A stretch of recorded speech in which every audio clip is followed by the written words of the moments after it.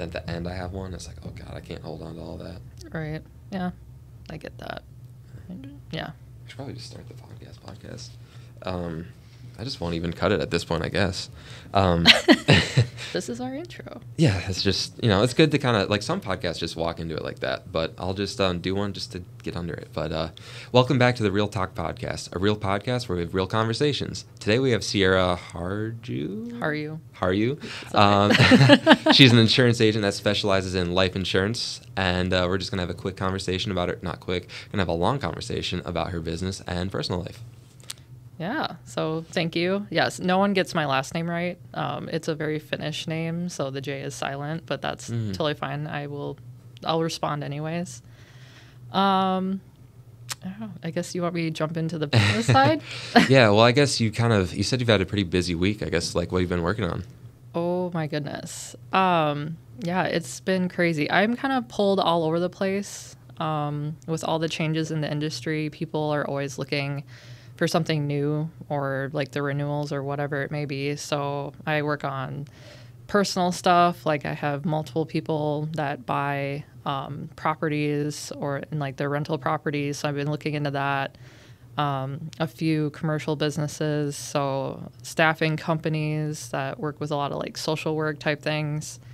And then a couple of my last ones are my life insurance cases, which we talked about a little bit prior before this video.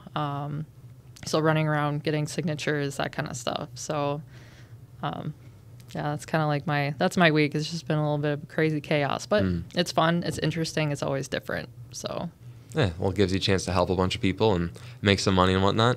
Yeah, good for Christmas coming up. I did not drink enough water the last day. My mouth is so dry. It's like that time of year where everything gets dry. Like, I'm like, I need chapstick so bad. I go to the stores, nothing. Like, I go for the Burt's Bees, and all they have is like the 4-pack of the like original. And I like the flavor. I just like can't find any. So I'm going to Amazon some, and they have like this Christmas pack. It's like gingerbread and peppermint and all that. Oh, geez. That's like the stuff that you got in your stockings, like back in the early 2000s. Like, I always remembered getting flavored like chapsticks. But it's weird about chapstick, and I kind of like stopped buying them. Like, I have one in my truck and one in my purse, but they're always gone. They disappear. They're like hair ties for women. They're just like, they roll off somewhere and go on their own adventure. I never can find them ever again. So, I don't know. The joys of those personal care products that just disappear on you. Like, some people have like a thing on their keychain where you just like shove chapstick into it and then you just don't lose it. What? Yeah. Really? Yeah, it's like a little holder and you just... Oh. That's interesting. I don't think I've ever seen that. I've seen like one, so it's it's not popular, but they're out there. So it's not as common. Okay, so I don't feel so bad for not being with that trend, but okay. Interesting.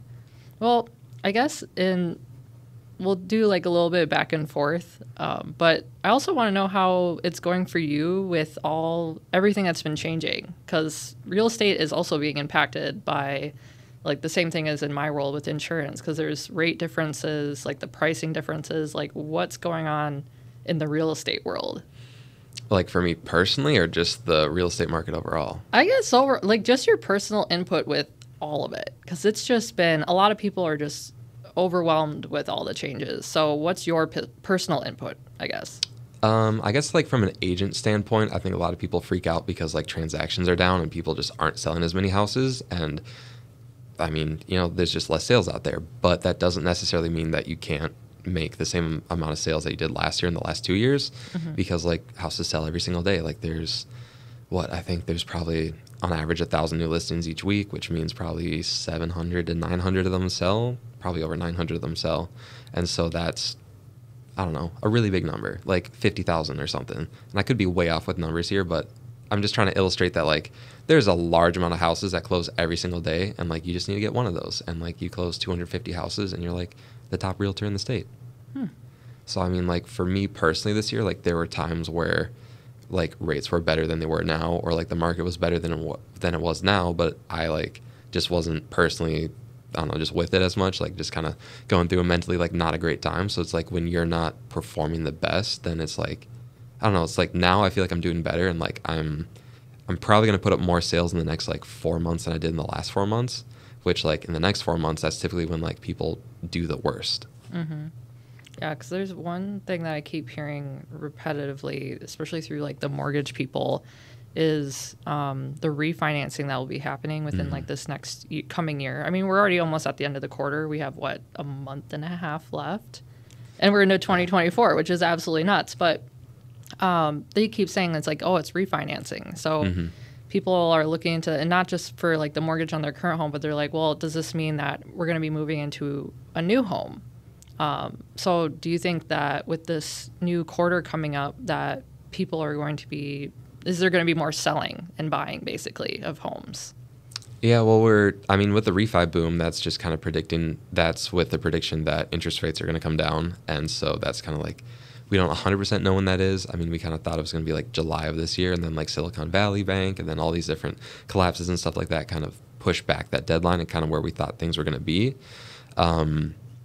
But I mean, I guess like once rates drop, then there are going to be a lot more like transactions that happen. I don't think the number is 5 million homes come onto the market every time or 5 million buyers enter the market every time that interest rates drop about 1%. So we're looking at about like 7.5 to 8% right now. And the predictions kind of like rates get down to like a average of about like 5.5. So we're going to bring like 10 million buyers into the market, which is crazy. We have about 1 million active homes right now, so it's just like a 10-to-1 ratio. Granted, like a lot of those buyers will have houses because they'll be move-up buyers, but say even if 70% of them have a house, that's still 3 million new buyers into the market that aren't going to be, selling something, which is wild. And so like a lot of people are like, oh, there's going to be a crash, rates are so high. But in 2008, there's 4 million homes on the market, and now there's 1 million. And there's 22,000 new households now than there were then. Dang. So like, yeah, supply and demand is like our supply has gone lower and lower and lower, and demand has just gone higher. That is a lot to process. Those are like very large numbers to think about. Yeah, because I guess with another thing, and this is what I hear a lot, but I am not in your industry per se, so I don't know a lot about this, but people say that when the mortgage interest goes down, this means that the house pricing is going to go up. Have you actually seen that? Like, is that the real deal of what happens? Yeah, rates go down like 0.25%. Like all of a sudden showings go up, people show up, and they're like, yeah, let's go look at houses. But like the actual price of the house though. Like, so let's say like this house was like originally $350K, and then all of a sudden the rates go down, but does the house price go from like $350K to like $400K?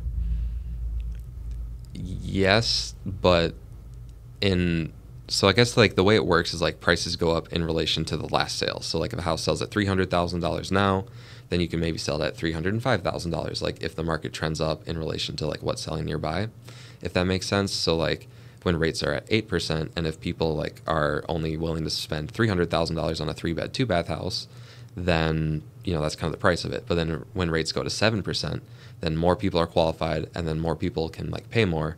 Because going from 8% to 7% on a $300,000 house would be like the same payment as like, say, paying $325,000. So now all of a sudden you have two people that can maybe afford that $325,000 payment. So then it's like they offer $310,000, then that $300,000 house moves up to $310,000, and then just so on and so forth. So that's like what pushes prices up. So that's basically what happened this past year when we had such low interest rates, that people were basically given more money than anticipated, so they were able to kind of like go into that. We'll throw in an extra 20 for this house, or an extra 30,000. Like it was crazy. Like there was some people that were paying almost double. It seemed like, just to be able to get that house because they were given that money. But yeah, I think the biggest one I heard of, like with under like $1 million, probably under $700,000, was like $120K over listing price. What in the world? I mean, the only thing that I worry about when I like am processing this myself is it's still money that needs to be paid back. I mean, honestly, I just want to know what these people do for a living. Like, you're just like, oh, that's fine. Like, just throw out like another extra 100,000 on that, because you still have to pay it back. It is a loan. So that's just a very interesting concept, I guess, that people were doing with such low interest rates. I mean, it makes sense, but... Well, it's like you're kind of using free money at that point, in a sense. Like with rates that low, it's like anyone who bought an investment property, it's like you're borrowing money at 3%, and you're going to make way more than that on it. Right. Yeah. And that's where like those have shot up dramatically because I get approached about those all the time. It's like, hey, I have a rental, like I'm starting my rental property business or even commercial properties too. Like people are just really getting into that market. But now here's the other big thing. And I don't know if you've seen this, where do you have large entities coming in to buy these properties out before an actual like physical homeowner gets to, like BlackRock, for instance, or like Vanguard or something? I forget what the number is.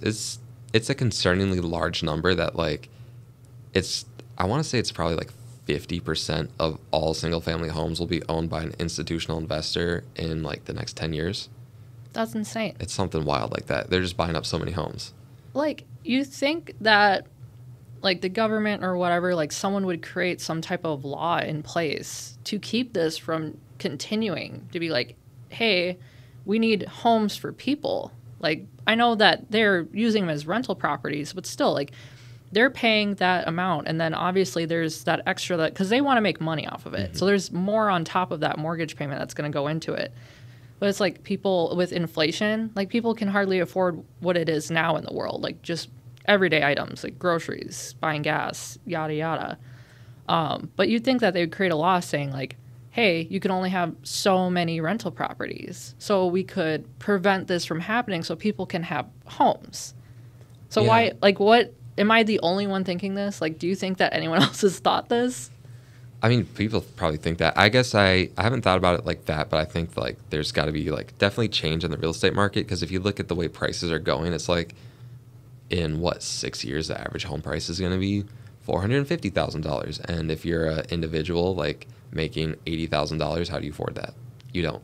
Right. I mean, people making 100 to like 120,000 right now, or even like I've heard like a lot of backlash where there's like it's still like things are unaffordable because things are so expensive. And we're not even just like talking about homes. Like I know that's our general, like that's our area, but it's everything. It's insane. Like I've seen people go to grocery stores and look at their past receipts from like even just 2 years ago. It's like almost double. It's like 1.5 times more this year than it was just a couple of years ago. So that's like it's a crazy short amount of time for stuff like this to be happening. And it's like, when do we get to the point where will the ball stop rolling, or is this forever? Like that's the terrifying part. And I don't mean to cast the black cloud shadow. It's just thoughts that go through my head. So. But yeah, it's all just crazy to me. Yeah, my thoughts just like how do you thrive in that environment and just like make it work for you, you know? Because my thoughts like overall like things could be terrible, but like that doesn't mean that you can't have a good situation for yourself. So it's like yeah, I mean inflation's high, but if you can find a way to like you know get into investment properties or get into the stock market or find a way to like make good investments that kind of you know grow your money, then you know you can kind of find a way to beat inflation in theory. Like if inflation's 10%, you can make 20% on your investment, then you're making money. Right. But like for people that don't have that ability, I also hear a lot about like the side hustle culture, which I mean, I feel like that word just needs to, it's basically just you have another job. Like people are working 2 to 3 jobs and it's just now everyone. I don't think I know one person that just like this is what I do and this is it, like nothing else. Like they are just able to survive off of that. But that's just been a really interesting kind of concept, I guess, of coming in. It was just like, okay, like what my point being, people's time, I'm like messing up my words now. I'm thinking like way too fast. Yeah.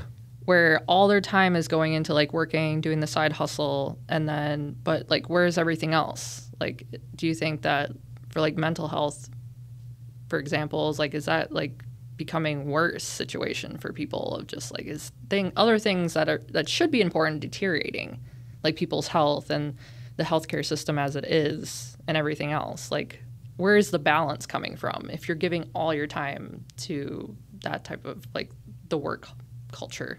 Well, I mean, I think you kind of answered it there, right? Like if there's no balance and like you're giving up on something, you know, if you say you have 100 hours a week to give to whatever and you spend like 80 hours on it on this thing, then you only have 20 hours to spend on everything else. Right. And you need some time to relax. Like people, and I'm even trying to Yeah. learn that. You need to learn to relax. And I wonder if people even have that time anymore to just like sit down, like even just reflect, like how was my day? Like how are things going? Do people even have that time in their brain to do that? Like I try to do it even while I'm driving. Like I'm still doing something else. But yeah, I don't know. That's kind of my thoughts right now. It's been just a very interesting tug of war. Like, where's the balance? Yeah, well, it's hard, but I think like as like business owners, like we kind of have this opportunity to kind of just, you know, it's like in a sense, it's our effort kind of grows our income, which is nice because like if you're at, you know, a W-2 job, potentially like you can work really, really hard, but you just maybe don't quite get that raise that you feel you deserve, or you maybe just don't get that raise ever. Whereas like here, it's like you can really grind, put in a lot of time and kind of like exponentially grow your wealth, where like, you know, in the beginning, in the first couple of years, you're going to grind, spend a lot of time. But then once you kind of get over that hump, you have a lot of clients, you have like recurring business, then you don't have to be grinding as hard to kind of get the same results. You know what I mean? Like you have to work 100 hours a week at first to make no money. And then you get 5 years in, and then you're working 40 hours a week to make 8 times that. Yeah, no, exactly. Like that's why people in my industry get into the industry, is literally for that reason. Because in my world, in insurance, it's all residual. So you just build and build and build and build every year. And then you're basically, the goal is to buy time towards the end. So like you said, like you're working crazy hours. Like it's ridiculous what you're doing. And you feel really burnt out here and there. But that's the goal, is you're just building and building. And it's probably the same for real estate. Like your face just keeps going out there more and more. And like, oh, I used Nathan. Like it just keeps spreading and spreading. So I can see how for you guys even, because I don't really know, kind of like, I don't think you guys don't get residuals on anything, correct? No. That's what I thought. I had to make sure. The home industry always just bewilders me. But yeah, we get, so at EXP, we do have, I mean, we have like agent attraction models. So like, I think I've talked about this with you before, but like say I bring you into the brokerage, then like a certain portion of what you pay to the brokerage would go to me. So like overall, you know, EXP pays back like 50% of their revenue back to the agents. So it's just like, it's really to incentivize people to bring you into the company, and then also like keep you there and kind of build you up. Because like if you only pay $1,000 to EXP, I make, you know, whatever. But if you pay $16,000, which is the most you'll pay, then I make 16 times that, you know? So it's like, the incentive is I'll bring you into the company and I'll make sure that you're, you know, a good agent that's going to be doing well, making a lot of money, and then you pay that $16,000, and yeah. So basically what you're telling me is you just need to keep really like just bringing people in. It's like, hey, you want to be a realtor? Come here. In a sense, yeah. I mean, that's kind of like the retirement plan. Long term is just really kind of like finding people that you can like provide value to and whatnot, just kind of like bring them into EXP. Because I mean, at EXP, at least, especially in Minnesota, here, like we just have so much support that so many people are joining EXP because they just find so much value in it. Like we have a Zoom where we're talking with like some of the top teams across the country, and it's like just having that input from California, New York, Missouri, like just everywhere, Florida. It's like, wow, like you just kind of hear different things that are working in different markets, and it's almost overwhelming at times because it's like you just hear every single day like 5 different things that could completely change your business, but you just can't do all of them at the same time. Yeah, that education piece is like so hard. So like on your side, you definitely would have to have that strong leadership presence if that's your goal of like bringing in more people. And for me as a business owner as well, it's kind of a similar thing of like I have to constantly be learning. Like it never stops, and it never will stop, because everything is also changing. This is a world that's going to keep progressing, and you need to keep up with it. But also having the ability to retain all this learned information day after day, and then being able to like kind of teach someone else and like lead them as well by example. But it's hard because there's just so many different ways to do that out there. And that's like my biggest thing that I tell people. It's like find a mentor or find something that like it connects with you and is going to teach you, and you're going to actually be able to kind of really, I guess, jive with it. And that's been where most of my progress has been, is I found a mentor and I'm like, oh, it's clicking. I get it. And then was just run with it. And it's honestly changed my life. Like that's my biggest piece of advice. But yeah, but you also, like I said, you need to have that presence as well. You need to be able to reciprocate and just be like, yep, I need to be able to do this to teach other people. So Yeah, it's always like a learning experience too. And I like find as I talk with people too, it's sometimes like someone who's in a different phase of business, it's kind of hard to like relate the value to them as much because like for me, it's like, oh, this is my experience. This is what I know. Like if you run a 50-person team, I have no idea how I can like relate to you and be like, this is why you should join. But if you're, younger agent and you're just kind of looking for some guidance, it's like, this is the place to be. right, you just got to be that perfect model for them. Basically, it's like you see that person and I want to be like them, and then that's just kind of how they follow you into it. Like, Yeah, they want to be like you. Mm-hmm. Yeah, it's a model that works for a lot of people. It's just kind of like, I just feel like the people I'm going to attract are going to be more like-minded. I'm not going to attract a 85-year-old realtor, if there are any of those. Right. Yeah. I mean, there might. Yeah, some people are like, I will sell homes till I die. I worked with a lady who was not that old, but like 70-something, I think. Wow.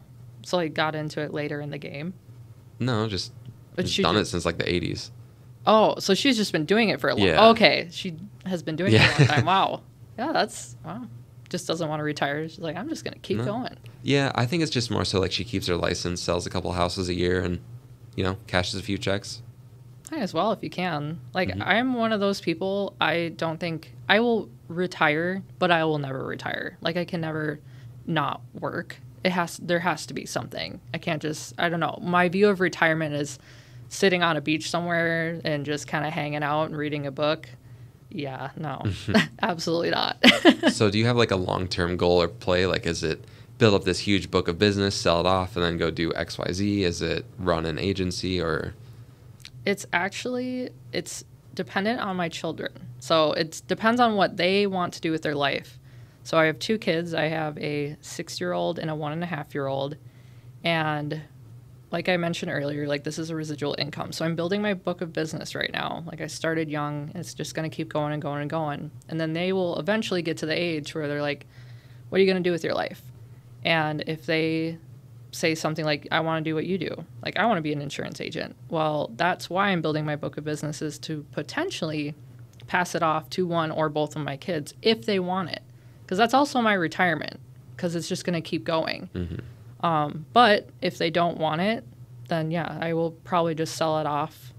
They go for pretty good pricing if you've been doing it for a long time. Was it like kind of double what like an annual income would be?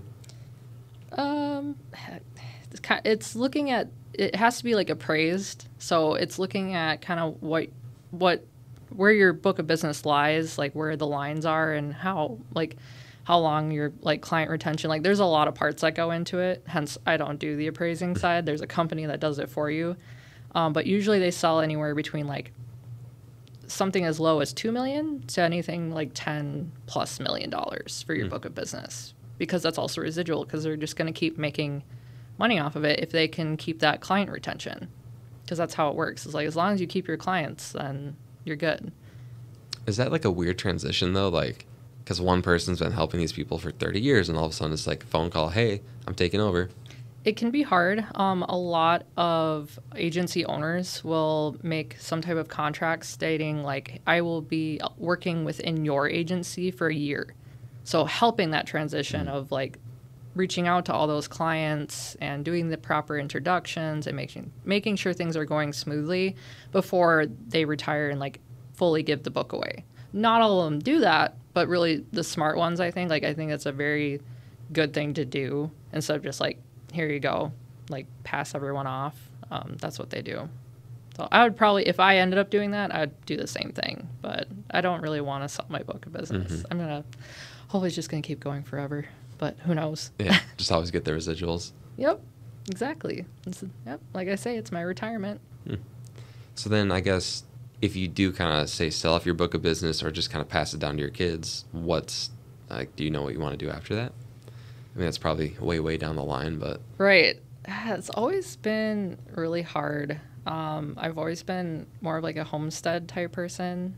It's not currently in my life with having young kids and everything, but I've always given a lot of my time to like charity or like animal rescues or something like that. I could see myself having a lot of land and doing something with it to benefit something of the earth, maybe like taking in retired horses or I don't know, like dogs or something. Like I would be taking care of something of some sort or just agriculture type stuff. Like I could see something like that, but honestly, I have no clue. I just want to travel at least once a year. That's my thing. I like just travel here and there, but I don't know. I see myself having a lot of land and just, this is my space. And I like my space.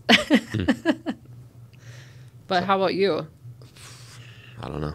I just kind of want to do like everything. Like at this point, I find a lot of different creative outlets like very interesting. So just like spending more time like just learning music stuff. Like I've kind of talked about this with you, but just like trying to like learn guitar more and whatnot. Then like I'm gonna get a piano for Black Friday, and then just kind of like learning. Like I want to get like I have GarageBand and stuff like that. So just playing around with that more, just kind of figuring out like how to like structure music and just kind of like express yourself that way. But then from there too, I just think like certain things are interesting, just like stand up, just how people like like you just take an everyday situation and then you structure it in this way that's like, oh, that's so funny. Or like just writing movies or just kind of like anything that's like a creative, like you just take this idea and you just kind of run with it and then you just create this body of work. Like I think that's really cool. So like just finding ways to do different things like that and then just kind of experience things, and I don't know. That's I think that'd be fun. Yeah, you like more experiences, which is a good thing. I mean, it's a constant learning. So it's like you're keeping your brain moving, like you're learning new skills every day, but you're taking the creative outlet, which I think people need to do more, honestly. So yeah, that would be really interesting, like just to see how much you could actually like learn and retain of all this different creative, artistic style. So I know people in really old age, I mean, they're building guitars at home and all sorts of stuff. So, I mean, it's possible. You could do it forever. Yeah, I mean, that's just kind of what I want to do is just have, like, different... I don't know. I just don't want to do the same thing forever. That just seems boring to me. I don't know. Well, not my speed. That's why we're in our industries, I feel like. I mean, you are constantly meeting new people. You're in new houses all the time, traveling around Minnesota and maybe even out of Minnesota. I'm not sure what your schedule is. All in Minnesota. I used to have my Wisconsin license, but I just like didn't. When I moved here, I think I crossed the border like twice for showings. I'm like, not worth paying to keep it. Yeah, every time I go in Wisconsin, I run into a bear. So I don't know. Maybe I'll stay out of Wisconsin. I mean, yeah, it's fine, but I just it kind of is my first thought every time I think of Wisconsin is black bears. But yeah, it's kind of like what I was saying is it's the same thing for me as well. It's just there's nothing that's the same. Like everything sounds the same to anyone else that's not in the industry. It's like, oh, you write policies all day. Woohoo, so amazing. But I have to get to know every single one of these people that I'm helping in like their lives, and it just keeps going too. So I'm growing with them as well. And there's always changes. So it's like my days are not the same. So people should, I don't know. I don't like that whole stigma of just you're stuck in an office, you stare at a computer, and you just take people's money. I hate that idea. It's just ridiculous. But no, I'm cultivating real relationships, and that's how I like it. I actually enjoy my book of business because when I worked at my first agency, like they were amazing agency. Absolutely love them. I would tell anyone to go there. But I did not like my book of business because they were people that I had to accept them. It's just like, oh, answer the phone, you take it, and you're just like, yep, they're my clients now. And I might not have really gotten along with them, I guess. Like, they're just not my type of people. But now I get to kind of pick and choose. So I feel like you guys kind of get that as well.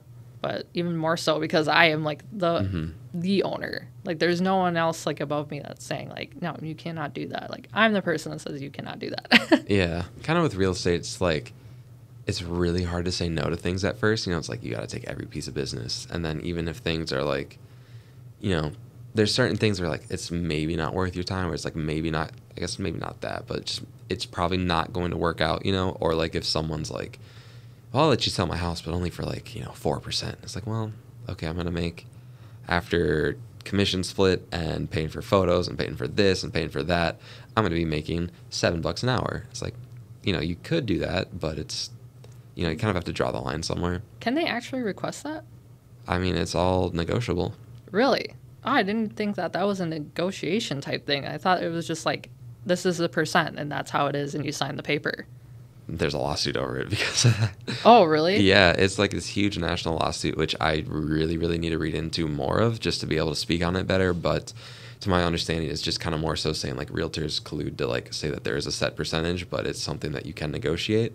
Then they're trying to get rid of like the buyer agent commission, just basically stating that like we don't need to be like having a set commission paying to the buyer's agent, which there isn't a set one. Again, it's all negotiable.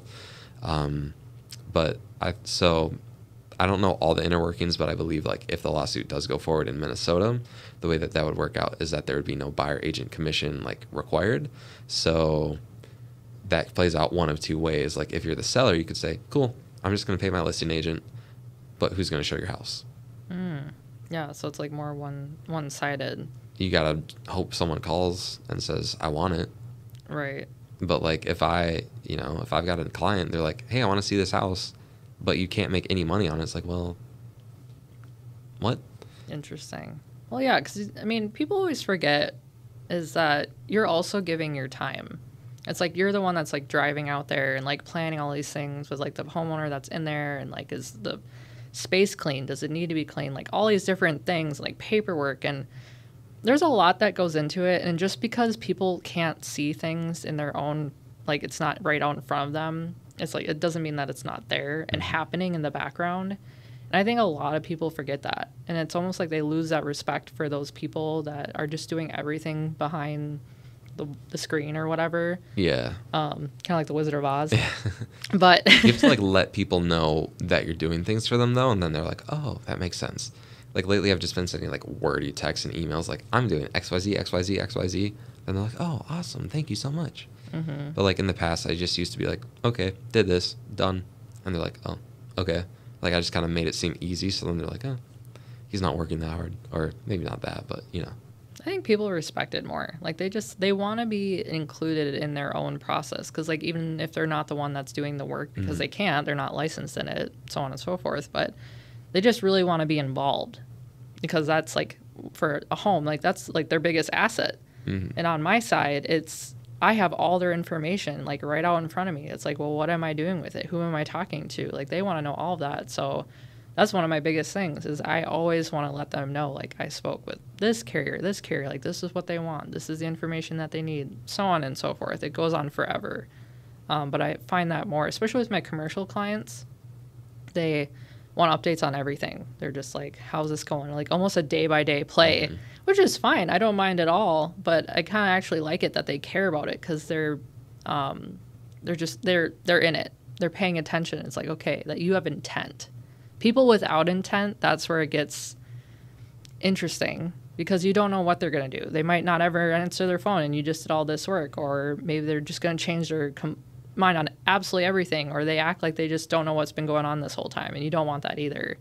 So people with intent are my favorite. Like those proper human beings right there. I like when people communicate. There you go. Mm-hmm. Yes. That's a big one because like for me it's like not everyone's going to buy a house, but it's like just let me know what's going on. Like I don't really try to pressure anyone. It's like, okay, cool. Like you don't want to buy a house now. Let's touch base in 6 months and see where things go from there. It's like if it's not right now, like it doesn't really matter. But then sometimes it's like people don't respond to you, and it's like, okay, well, I don't know what's going on, so I'm going to keep bugging you until I hear something back. Like that's my job. Right. I can't just drop the ball and be like, oh, whatever. I just won't ever text them again. That's seriously the worst. That's the absolute worst in our industries. I feel like is when they won't communicate back, and then like sometimes like randomly, like months later, like we never spoke about this, or something's like happening. It's like I tried multiple times, but you never just responded with anything. Like you could literally just tell me to piss off. Like you could tell me to go. Like, I don't think I have that personality to do that, but it happens. Where it's just like, you know what? It's not a good time right now. And that's okay. I would respect that a lot more than just being sent to voicemail every single day. Because you don't want to bother them. No one wants to bother them. Like, people don't even like to talk on the phone nowadays. I hate it half the time. Well, it's like a waste of both people's times, too, because it's like someone calls and it's like you either, at least now you can silence it, but like before it's like you just had to sit and watch it and watch it and watch it. I don't think people really know how to do confrontation nowadays, even if it's just really slight, like that example I just said. of just, hey, now is not a good time. I appreciate everything that you've done for me. Maybe we will connect in the near future, whatever you want to say. But people can't even do that. It's just like that internal anxiety of like, I feel so bad about it. Like, I don't want to tell it. And that's when the communication gets cut off. And it's like, well, I don't even know how do you teach people that? Like, how do you get that out there? Because I would rather that be a trend than everything else, all the other trends that are out there, like the chapstick thing. But yeah. I don't know if it's a trend. It just exists. I know. Yeah, it just exists. See, I'm so out of trends. I don't even know how to use that word properly. So what did you do before insurance? Did you get licensed like right after college or? I guess depends on what you mean, like right after college. I mean, I was still like young, I guess. It was when I graduated from, no, we need to go back. I'm going to explain this a totally different way because it's going to be confusing because I went to like 3 different colleges. Okay. And so I ended up finishing my degree later. But the funny thing is I never actually used my degree. I have one. I have a bachelor's degree. I just don't use it because I figured out that you don't really need it anymore. What's your bachelor's? In health sciences. Somewhat related to insurance. Is it though? Is it really? Life insurance? I know. Life and health? That's the one I like to kind of like, yes, like it shows that I do care about like the human life and I understand a lot about it and like our physiology. Like you can go on and on about it, but I just ended up never using it. But what I mostly did before that, like I did a lot of personal training. I got into bodybuilding, and I was also in construction, kind of in and out. My dad is a contractor, so I kind of learned from him. And then I ended up working for a restoration company, and that's when the agent from the previous agency that I worked for found me. Because there was a guy within the company that's like, hey, you should meet this insurance agent guy because restoration, you work off of insurance claims. Mm-hmm. So like, cool, I'm going to totally do that. So I meet with this insurance agent. I'm talking to him, and he basically stops, and he's like, you're way too smart for what you do. And I was like, what? Like, I didn't really understand it at the time, what that even meant. I mean, it was a nice compliment, obviously, but I really had to think about it. And he's like, you should get into something else, but like kind of like keep it in kind of the same realm. So I was working on homes, and now I'm just the one who writes the policy for the people that live in the homes and the people that build the homes. So I'm at a safer distance. I mean, I was jumping on roofs all day. Like, I've had some pretty close calls, good stories in there. I will not share those on here. The office is a little bit safer. A lot safer, especially with young children. And like I said, I needed a plan for like my kids too. So it was kind of like a perfect matchup after talking with this guy of just like, oh, insurance is I didn't understand insurance at all, but he's like, it's a residual income type career. So like, oh, cool. Like I could pass this on. I just kept going, and now here I am. I've owned my own agency for a little over 2 years now, and it's just gonna keep going. I'm just here forever now. Yeah. So is it kind of hard in your first couple of years where like you're just not making as much as you would like hope to because if it's all residual? Yes. Hard is an understatement. And any insurance agent, I mean, it's probably the same for realty too. It's just the first 2 years is going to make or break you. Like, absolutely. With the just overload of information because you need to know everything. Like, especially for me as an independent, I work with so many carriers for everything. But you have to understand them all. Like, you kind of have to know their preference, their appetite and whatnot. And then you need to also understand marketing because you're doing the marketing yourself unless you have enough money to pay for it. And then, like you said, like you have to build up your income as well. Well, unlike realty, insurance really doesn't make a whole lot, like right out of the get-go. We make very small commissions on most projects, not all of them, but it's a game of building. So I know a lot of insurance agents that work a job at the same time they're starting their agency. So like maybe they're doing something part-time, doing the insurance part-time, just to make those ends meet in the beginning. But after, like I said, year 2, then it's like, okay, now you're starting to sail somewhere. You're doing something. As long as you're working towards it, you just need progress. Keep the ball rolling. Mm-hmm. But yeah.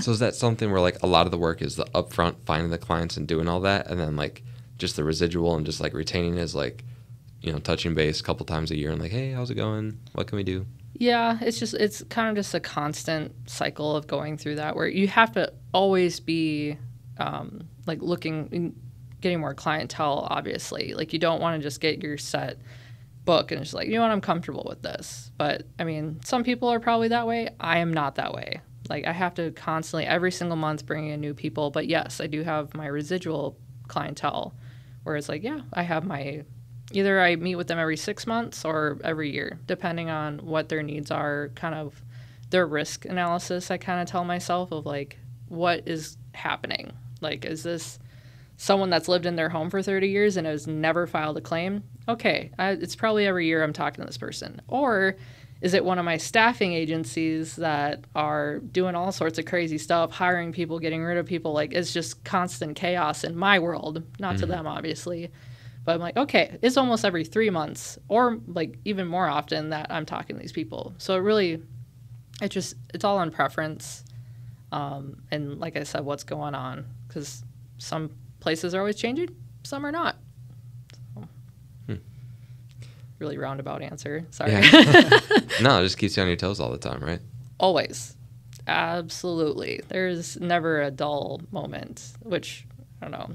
I've talked to you about it where like how I viewed insurance agents growing up, where like there's a man with a very straight face and the suit and the tie and he doesn't say a word and he just kind of does his thing. Like that's what I thought of as an insurance agent. And then I got into it and I totally wrecked that whole idea of like, oh no, I'm not kind of like that stickler personality. I follow the rules though. Like I follow everything that I have to. I do everything by the T.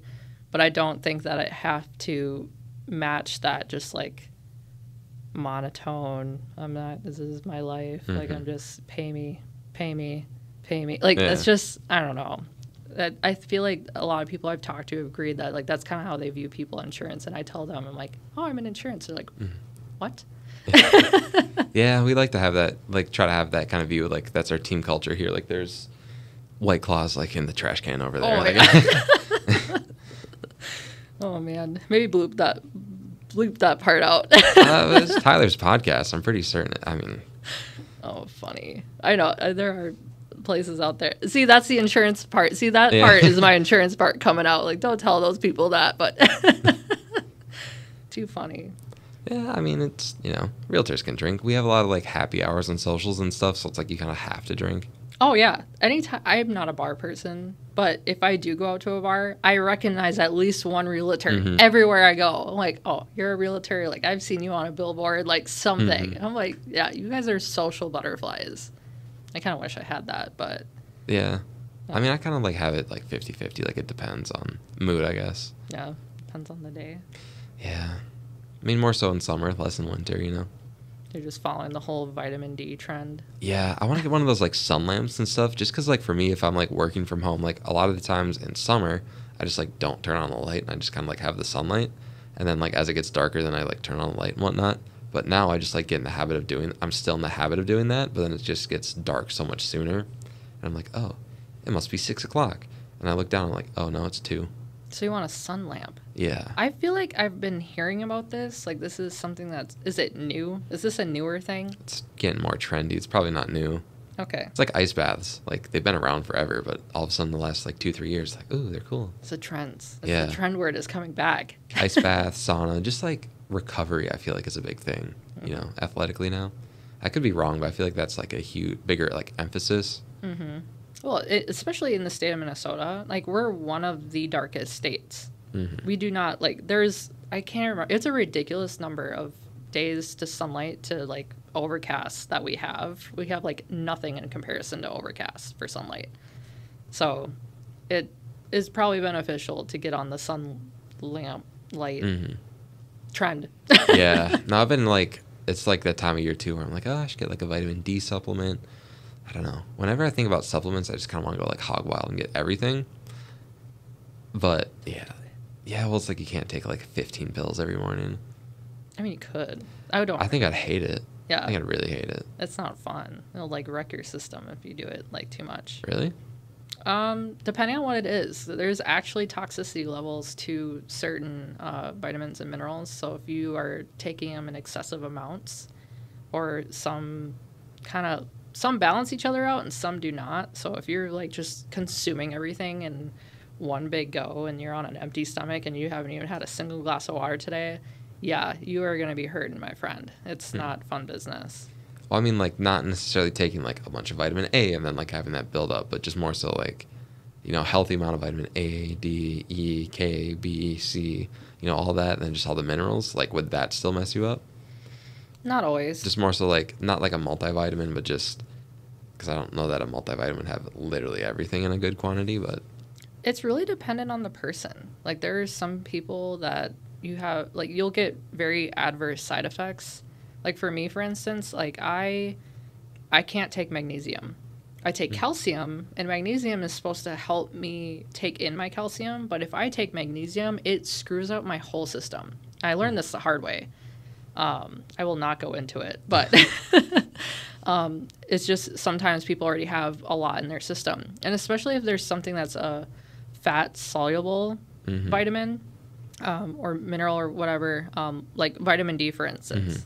That's really hard to become toxic in vitamin D. Like, you would really have to try, but it's fat soluble, which means that it's going into your cells and it stays in you longer, unlike B12, for instance, where that is like giving you basically like natural caffeine. Like, it's just like waking you up, but you just basically piss it out.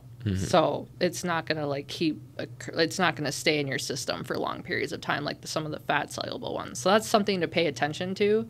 Or people don't even know that exists. It's like, oh, some stays in my cells, some do not. So that's one of those things. You learned something new today, hopefully. Yeah, no, it just kind of expanded on more stuff. Because I kind of knew about, like, the fat and, like, water-soluble vitamins, but just not, like, just, I guess, kind of having stuff that, like, contrasts and whatnot. Like, I think that's really interesting. But I think all nutrition is interesting because, I don't know, went to nutrition school but didn't get too far into it. I have a whole 4-year degree on health sciences that I didn't use, so I'm just chock full of information. I've got like 2 nutrition classes under my belt. Well, there you go. And one of them was learning about different professions. So. Oh, nice. And one of them was more so just like a cooking class, like food science. So. I loved that class. I love cooking. I actually have a textbook that's kind of like about that. I still have mine too. It's amazing. I love using that thing because it's just so interesting to figure out how everything works together. Because it's kind of like science when you really think about it, like real science. And I'm like, oh my gosh, I feel like a wizard. A lot of it's just, you know, like oxidation, emulsifying. That's like, I don't know, science terms, I guess. Yeah. I mean, you could really get into it like that, but I don't know, it's just interesting. And then you get in, like, taste and stuff like that. And, like, now you're mixing everything on the outside with, like, the inside of your body, and that's what I think is, like, really crazy of just how much food really affects you as a person. And I just don't think people also think about that enough anymore.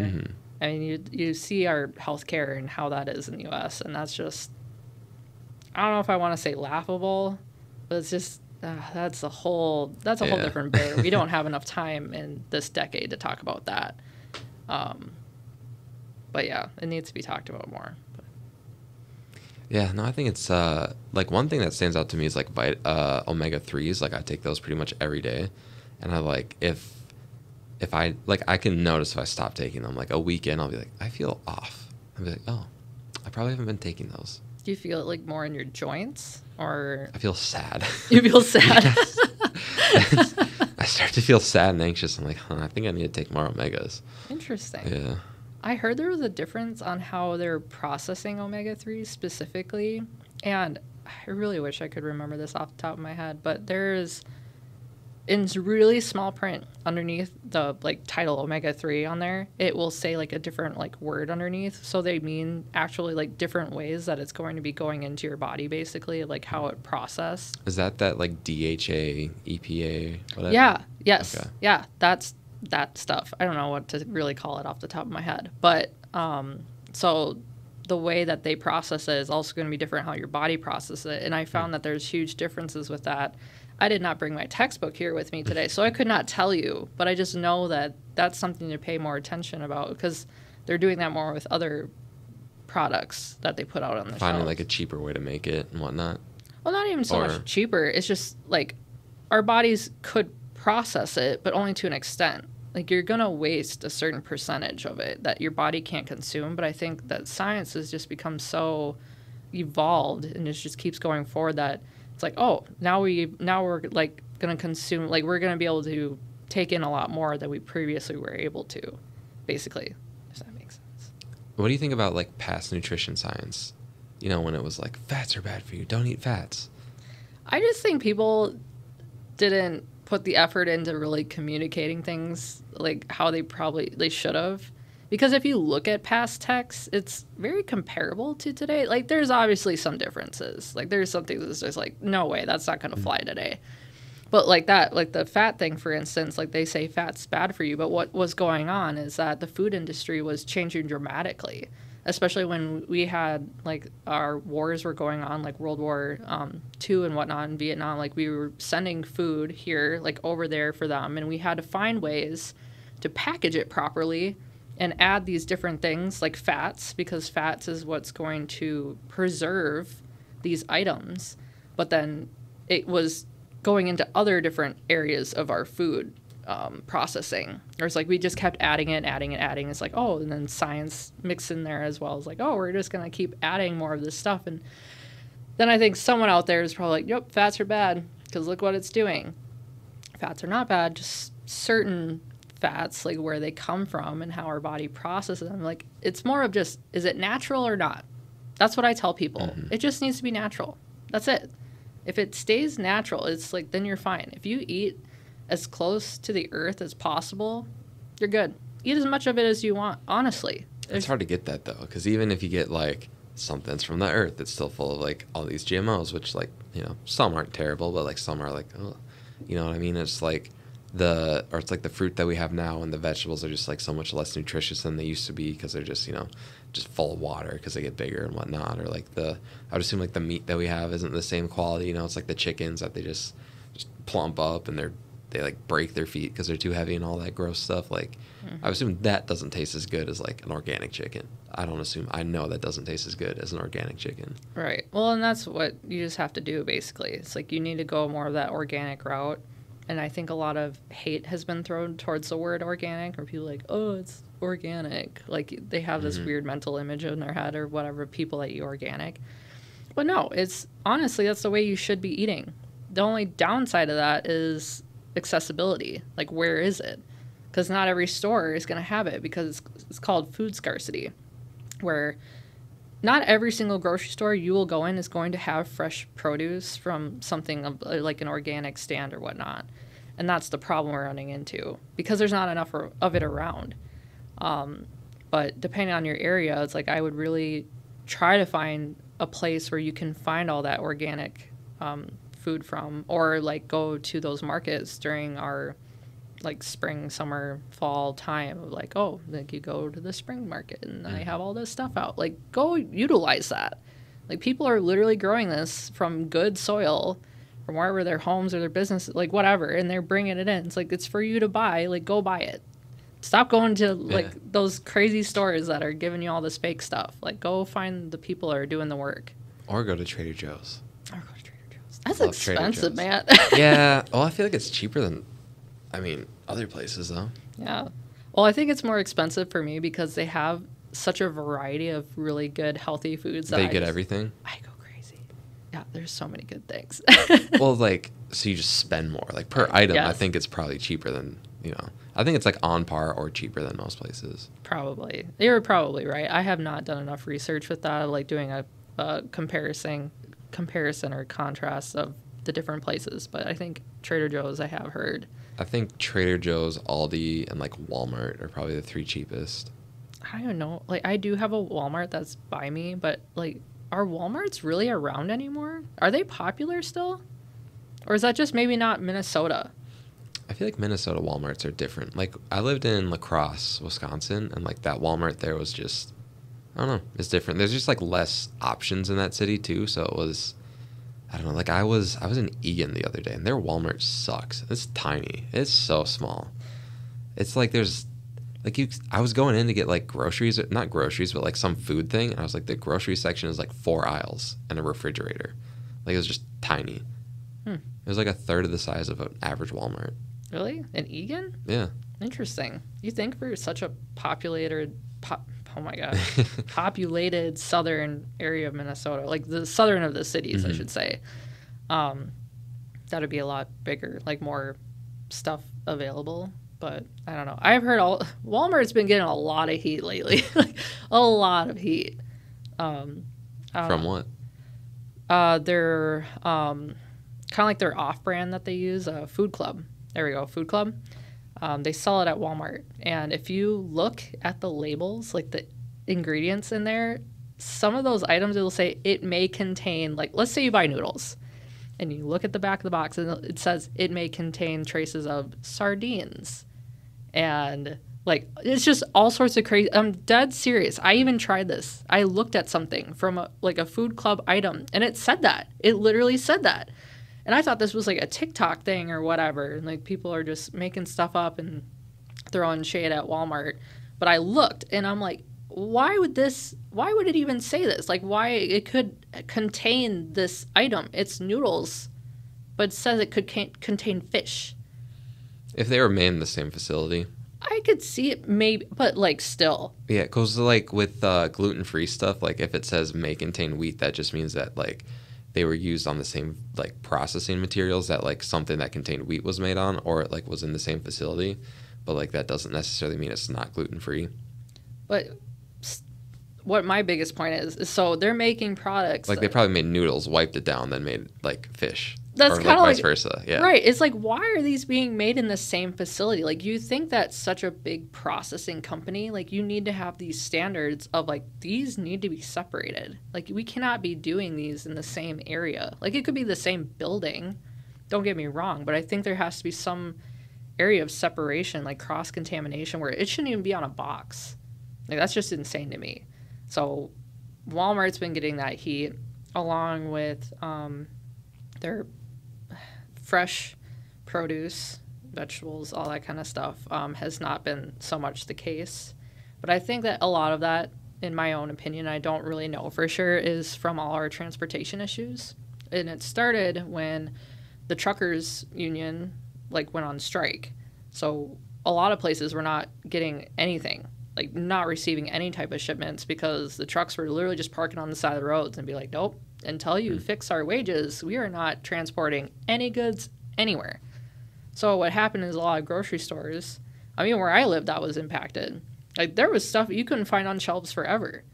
I shouldn't say forever, but for a decent amount of time because of that. But then Walmart was receiving their stuff, and it was either bad by then or it was going to go bad within, like, a day or two. And so people are like, well, why would I buy this here if all the shipments are being lagged so much? Remember when there's no toilet paper and paper towels during COVID? Oh my gosh. I just brought that up the other day. I think I was talking to my fiance. I was like, do you remember this? Like, this was a thing. Mm-hmm. Why though? It didn't. I don't know. Why that of all things? Like, toilet paper makes sense. Paper towels? I don't know. It takes me so long to go through paper towels. For both. And I have 4 people in my house, and I still like. I use towels. Just regular towels. Right. It's just like, I don't know. It was interesting times. And I feel like, and I don't know, I might get hate for this, but it's call it like the sheep mentality of just, you need follow the herd. Yes. Like you need one significant person.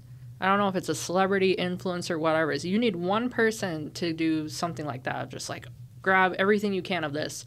And then all of a sudden everyone's doing the exact same thing. It's like, I need to fit in with the crowd. Like, I need to be doing what they're doing because obviously if this many people are doing this or the influencer is doing this, I should be doing it too. And that's the mindset. Like, people don't question things enough nowadays, and it's terrifying to me.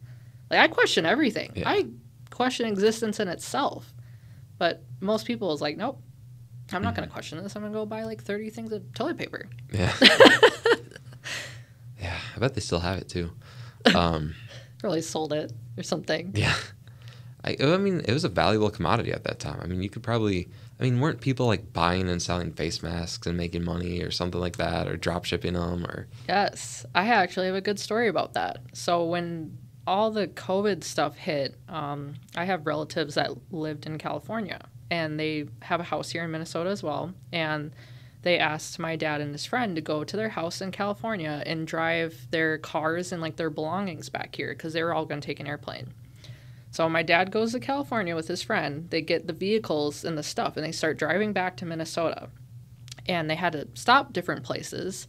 And all of a sudden, like everywhere that they went, every gas station, store, whatever, they were selling toilet paper, hand sanitizer in like big jugs, and face masks. But it was like for $30 or more. Like it was insane. Like for like a pack of like, I don't know, let's say like 5 face masks would have been like $25. That's what they were doing. They're just like, you need it because everyone needs it. So they would just rank up that price like no other. And it was insane. It was just crazy what people were doing. But that was the whole way back from California. My dad was seeing this in all these small towns where it was really scarce with items. And they were just like, oh, yeah, we're going to take advantage of this. That's crazy. Wow. Right? Such a weird time. It's been a weird time every single day. Yeah. Yeah, but that one was just like, I don't know. I was in school then, so just like so much changed for me. Like I just went from like spring break to dropping out of college like very quickly. All of a sudden it's like, oh, blink of an eye, and now it's like I have my real estate license. It's, I don't know, just a lot changed. Which I guess like part of that's like I was 19 when COVID hit, so yeah, a little baby. 22. That's okay. Stay young. I can't. I'm 22 and a half. I'm stressed out about turning 23. Why? Well, I just feel old. Like in my head, I remember, so I worked at this pizza place, and I was like 19 at the time, and I worked with this dude, and he was telling me about how like he lived with roommates, but he wanted to like get a place with his girlfriend because he's like, I'm too old to live with roommates. And that stood out to me. I was like, yeah, 23 is kind of old. And now I'm going to be 23, and that just like, I don't know. Didn't Taylor Swift make a song about turning 23? 22. Oh, is it I don't know 22? about you, but I'm feeling 22. Oh, that's what it is. I don't listen to Taylor Swift, but I knew it was like something in like your early 20s, and it's like, it's amazing. And that's the thing. You turn 22, then you say, I don't know about you, ... post on Instagram. Oh, yeah, I missed that whole. I was a little older than that time. I mean, I wonder when that song did come out. I don't know. I don't follow Taylor Swift enough. All right. She's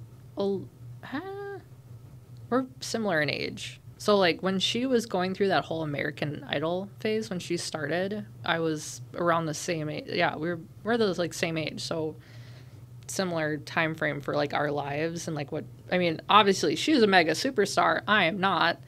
But it's been interesting to watch her, how she started just such a, like, a smaller country singing person. Like, everyone loved her. She's such a cute, just very nice lady, like cute young girl. And now she's a billionaire. Yeah, and she's just ruling the world. Like, it's insane what people are doing to get to these concerts and everything. And I hear they're amazing.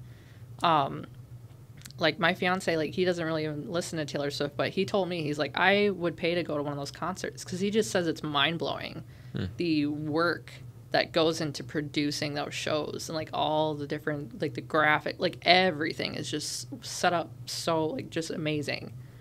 But I don't know. She's so out of my music taste. I don't even know if I could do it.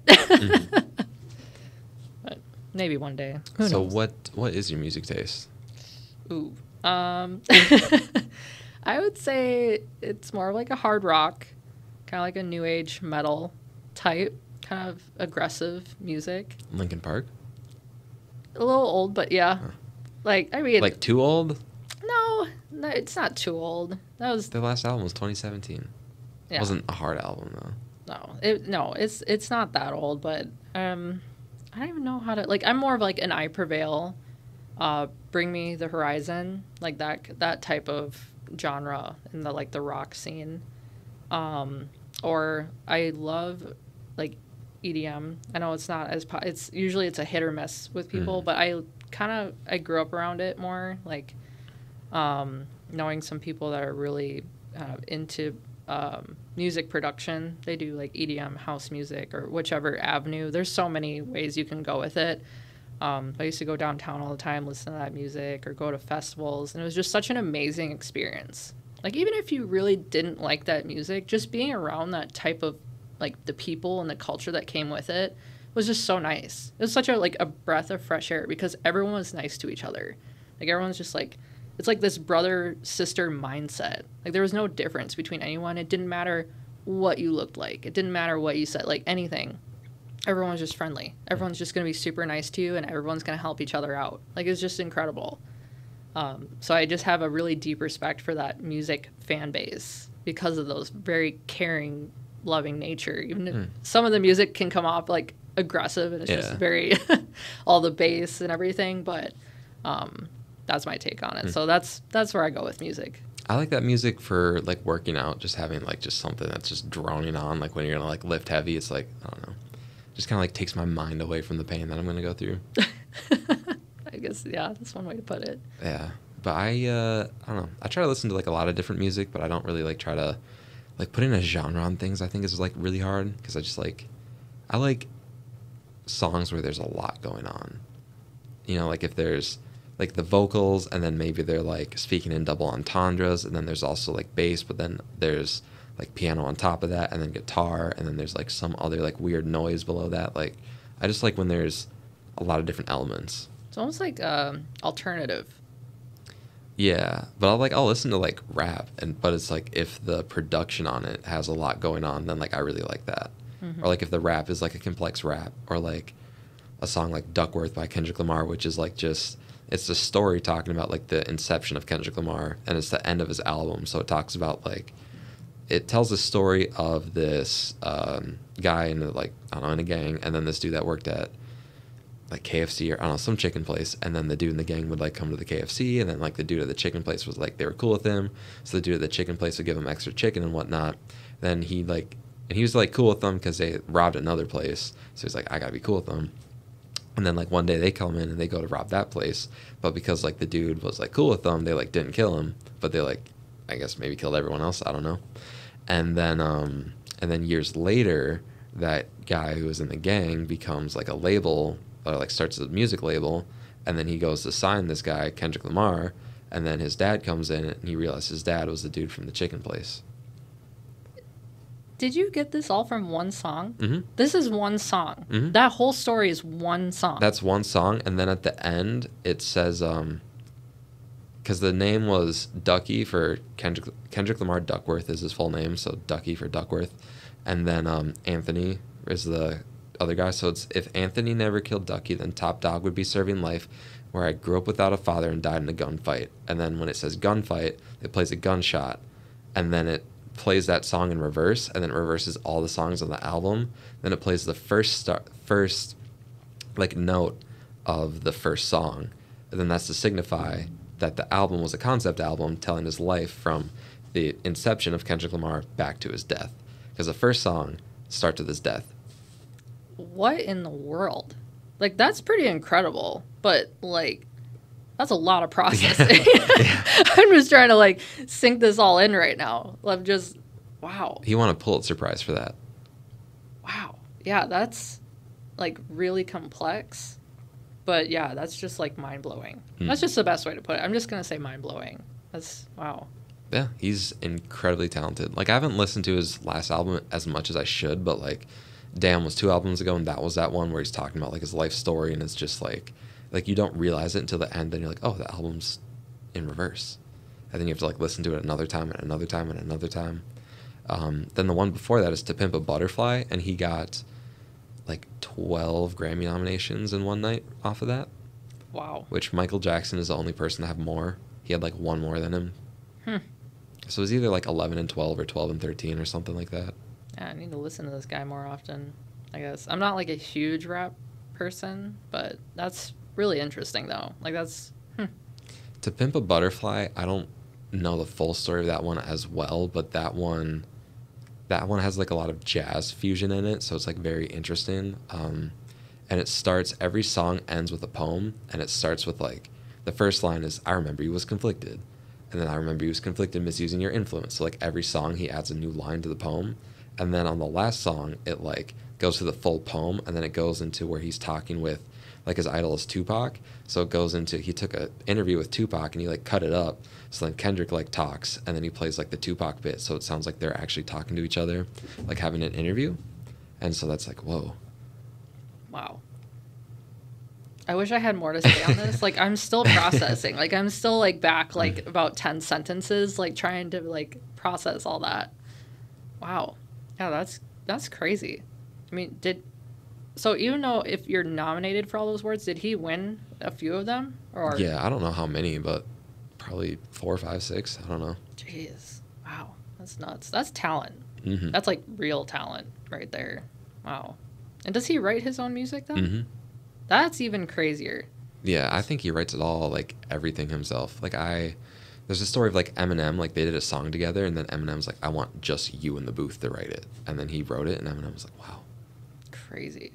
Yeah, those are, like, the real artists. And I can almost, like, pick them out instantly. Like, I'm hearing things or whatever. Mm-hmm. It's like, you feel the emotion that comes from music, right? Like, you can feel actual passion compared to someone that's, like, reading off of a sheet, basically. And those songs, I just think, hit so much harder. Like, it's the goosebumps, like, it's the tingles. Like, you just know when you feel it. That would be crazy. Now I have to listen to this. Yeah. I'm not going to listen to it right now, obviously, but I got to listen to this, see for myself. That's wild. Yeah, he puts a lot of thought into all of his albums. Or, like, I'm a huge Mac Miller fan, so, like, his last 2 albums were interesting. And the thought is that he was going to do a trilogy album to be Swimming in Circles Till Infinity. And so the first album was Swimming. So that was finished, and then he passed away. And so Circles, or Swimming, it was nominated for a Grammy. Probably should have won. Didn't. But that's, like, a lot of people say, like, that's my favorite album, or it's, like, it's a very, very well put together album, and it's just very ethereal. I don't know. It's its own genre. Like, you'll play it and you'll be like, I haven't heard anything like that. And then, so that was just kind of like his transcendence as, like, an artist, because, like, it's really interesting because he started at 18, put out this album Kids, and that has, like, the song The Spins, if you've heard that. I have no idea. If it played, you'd probably hear it. Yeah. But so he put that out at 18, got famous, and then, like, in the next 8 years, you just kind of see, like, he puts out an album every year, so you see, like, the progression of the person, which I think is really interesting. And then you also, like, at age, I think by the time he's, like, 15, he could play guitar, bass, and drums. And then so just, like, also seeing that progression and him just, like, pick up other things and whatnot. Like, there's one song on his last album that was posthumously released where he wrote it on piano, and then the producer came and he's like, hey, like, play it on the synth, like, just try out this thing.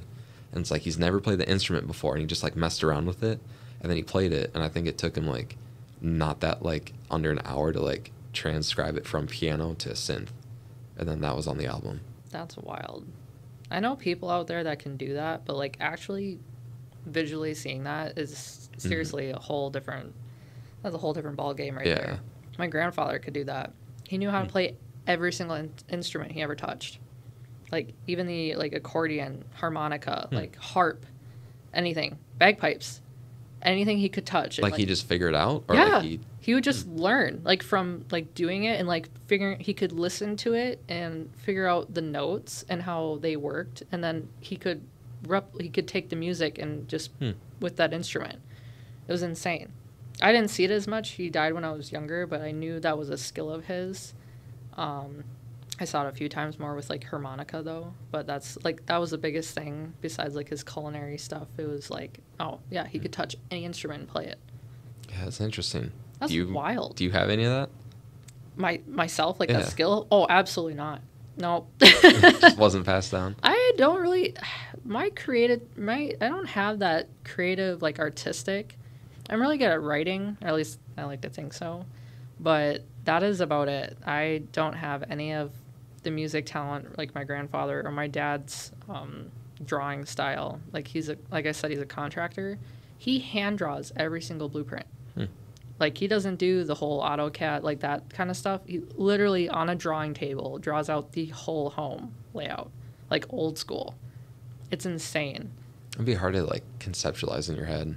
Right? I don't know how he does it. And then he also will, he draws, like, the paint job for, like, motorcycles. Like, every time he gets a motorcycle and he wants some type of, like, a paint job, he will draw the motorcycle and, like, exactly what he wants with the color, everything.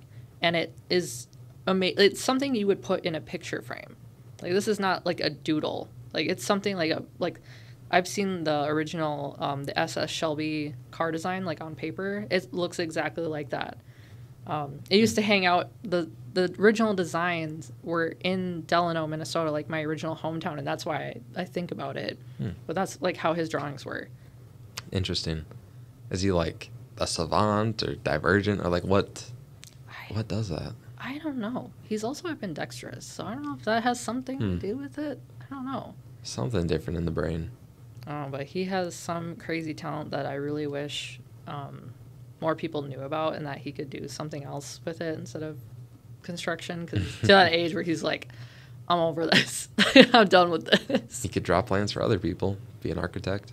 Right? I don't know. I think he's an active person. My dad goes to the gym every single day, like 2 hours a day. Like, he is a built, healthy man. Terrifying, but healthy. I just don't think he can do something where he has to like sit and like work like that all day. I think it's exhausting for him. And then also carpal tunnel and stuff runs through my family, so I think that bothers him slightly. But yeah, who knows? I want him to work on motorcycles. Like, that's his talent. His talent is motorcycles. Like, that is just insane. His builds, his custom builds. He custom built a motorcycle, gave it to this guy, like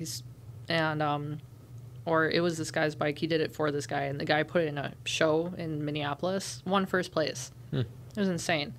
Like, why don't you just do this for a living? Like, it's insane how you do this and think of this. Like, but sometimes having a hobby is different from, when it goes from a hobby to a job. I guess. That's a hard balance. Like, where do you find that? Like, if you're so passionate about something, like, and you'd want to do it all the time, but if you made it into a career, would that ruin it?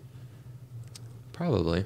But then people always are saying, like, if you do what you love for a living, you don't work a day in your life. So I don't know where this line is. I think you probably need variety, right? Like, I think if you really like singing and you become a singer, like, you're not singing like every second of the day, Same thing, like, I like houses and real estate and helping people, but I'm not necessarily like working every hour of the day some days. But right. So I think like having balance is kind of what makes that work. Just having other things in your life, other outlets. Right. Well, he has a gym, so design motorcycles and go to the gym. There you go. Maybe you need a third one in there. Okay, fine. You could come up with something. Get a dog. Get a cat. He has, actually, funny enough, he has one of my cats. He ended up keeping it. Well, there you go. He kept it. I was in transition of moving, but it was a 3-month window between the place I was moving out of to the place that I was going into. And so I was terrible, but I went back to my parents. For those 3 months, I swear were 3 years. And I had 2 cats at the time. And one of my cats really did not like my son because he was loud. He was a child, and she was just really skittish. And my dad's a quiet person most of the time. And so she just really attached to him. And so when I moved out after those 3 months, my dad's like, I'm keeping her because she doesn't like living with you, that she's just going to stay with me. And so she still lives with my dad or my parents, but prefers my dad. It totally ignores my mom. Well, there's a hobby. Taking care of a cat. Yeah, or he could do art. He could paint things. He's not a painter. Sculpt. Draw. Every time I think of sculpting, I think of that Ghost movie. Oh, you're too young for this. Never mind. You don't know what I'm talking about. I've seen movies. All right. Anyone from like the 90s and older, the movie Ghost? Oh, when you said Ghost movie, I thought it would be like... No, like the actual title, I think. Yeah, I haven't seen I believe that. it is... I hope I'm right. It's Ghost. Yeah, Ghost. I don't know. But they're sculpting, and like the girl is sculpting, and then what's his face is behind her. He's a ghost, and he's helping sculpt, and it's like this weird, really weird, romantic scene. But it's ingrained in everyone's brain. If you've ever seen it, you will never forget that scene for the rest of your life. I just picture Casper like helping someone sculpt something. No, it was. Oh my gosh, he's from the movie like Don't Put Baby in a Corner. What is that movie? It's also an older movie. This is not helping me. Oh my gosh, he was so famous. This is gonna kill me that I can't remember his name. I'm gonna get so much hate for this. It'll get you on the driveway. Oh, I know. Yeah, I'll be all like home and I'm like, that's his name. No, he was a really famous, like really good looking actor. But yeah, I don't know. I'll come back to it if I think of it. But yeah, no sculpting.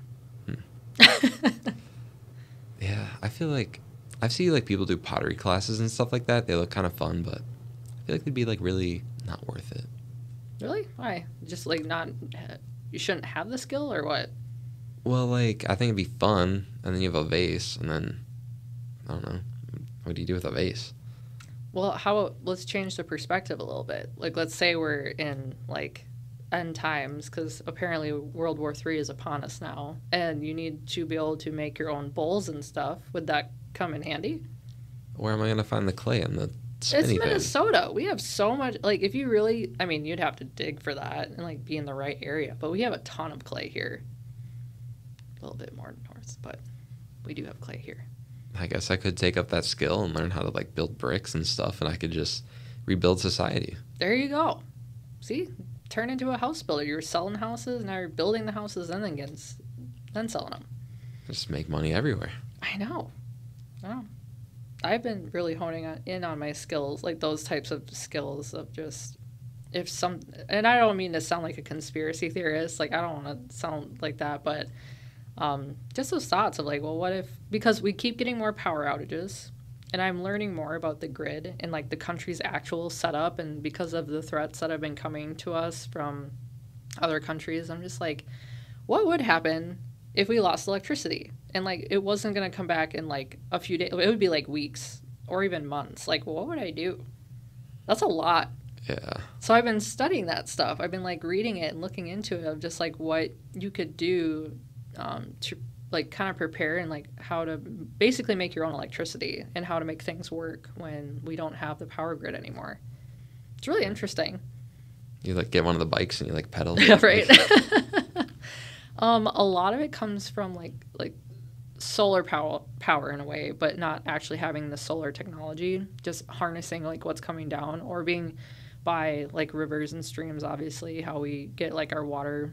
What are they called? Like the propellers looking things. You know what I'm talking about? Yeah, like the mills or whatever. Yeah. Yep. So stuff like that, like just something that's making that electrical charge happen. I'm pretty new in the book, so I can't give you like a huge like layout, but it's definitely just been interesting looking more into that kind of stuff with all the times that are happening in the world, and just, I don't know. I'm falling down that. I'm in that rabbit hole. Going down the rabbit hole. I don't think I can get out. I'm already in it. Well, it's like one of those things where like the anxiety takes you, right? Like you get like nervous and you're worried and like, Oh, yeah. And like anxiety is like, that's a spiral in itself. Then it's like just being interested in something is like a whole spiral, and just like kind of double down. It'd be different if it was just me in my own home. Like, I didn't have kids. Like, I honestly wouldn't care. It's like, oh, cool, World War III. It's like the next, there's something each week that's happening. Something's crashing or burning or whatever. But that I have a family, that's what creates that, like, oh no, like, it's not just me anymore. Like, if something were to happen, like, I also have to take care of these 3 other people and like pets and whatever too. And I'm just like, oh my gosh, like, this is a lot. And you don't know what's happening, because where do you get your information from? Because you don't know who to listen to anymore, because you think the news is not covering what needs to be covered, or it's fake or whatever. And then people are getting information from TikTok, but you don't know if that's real. And all, it's just like, it's nonstop just living in this weird darkness of like, you see things that are happening, but you don't know what's happening. So what do you do? Go off the grid. That's everyone's dream now. I want that. That's my goal. I want that. Buy a little island. I don't know about an island. I hate water, but Well, you have land. I know. I don't know. I'm more of like a mountain person. Colorado's too expensive now, but I miss living out there. I loved it. It's really pretty. Find a little mountain house. Go to Idaho. Idaho? Mm-hmm. Does Idaho have mountains? Mm-hmm. I forget it's a state. Yeah. I forget that it exists.